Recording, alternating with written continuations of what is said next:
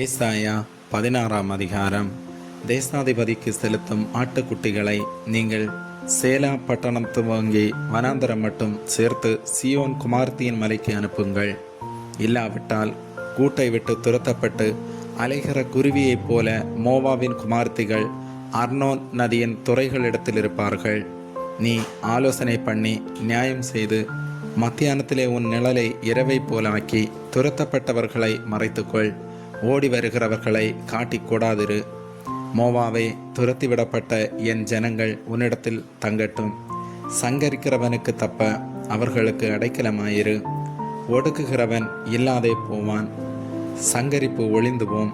மிதிக்கிறவர்கள் தேசத்தில் இராதபடிக்கு அழிந்து போவார்கள். கிருபையினாலே சிங்காசனம் ஸ்தாபிக்கப்படும். நியாயம் விசாரித்து துரிதமாய் நீதி செய்கிற ஒருவர் அதன் மேல் தாவீதின் கூடாரத்திலே நியாயாதிபதியாய் உண்மையோடு வீற்றிருப்பார். மோவாவின் பெருமையையும் அவன் மேட்டிமையையும் அவன் அகங்காரத்தையும் அவன் உக்கிரத்தையும் குறித்து கேட்டோம். அவன் மெத்த பெருமைக்காரன், ஆனாலும் அவன் வீம்பு செல்லாது. ஆகையால் மோவாவியர் ஒருவருக்காக ஒருவர் அலறுவார்கள். எல்லாரும் ஏகமாய் அலறுவார்கள். கிராரேசேத் ஊரின் அஸ்திபாரங்கள் தகர்க்கப்பட்டதே என்று அவைகளுக்காக பெருமூச்சு விடுவார்கள். எஸ்போன் ஊர் வயல்கள் வாடிப்போயின. சிப்மா ஊர் திராட்சை செடியின் நல்ல கொடிகளை ஜாதிகளின் அதிபதிகள் நறுக்கி போட்டார்கள்.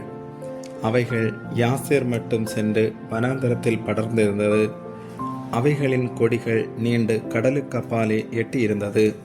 ஆகையால் யாசேருக்காக அழுதது போல சிப்மா ஊர் திராட்சை செடிக்காகவும் மிகவும் அழுவேன். எஸ்போனே, எலேயாலேயே, உனக்கு என் கண்ணீரை பாய்ச்சுவேன். உன் வசந்த காலத்து பழங்களுக்காகவும் உன் திராட்சை பழ அறுப்புகளுக்காகவும் ஆரவாரிக்கிற சந்தோஷ சத்தம் விழுந்து போயிற்று. பயிர் வெளியிலிருந்து சந்தோஷமும் களிப்பும் அற்று போயின.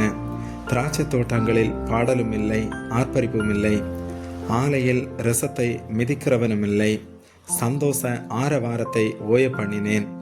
ஆகையால் மோவாவின் நிமித்தம் என் குடல்கள், கிராசேஸ் நிமித்தம் என் உள்ளமும் சுரமண்டலத்தை போல தொனிக்கிறது.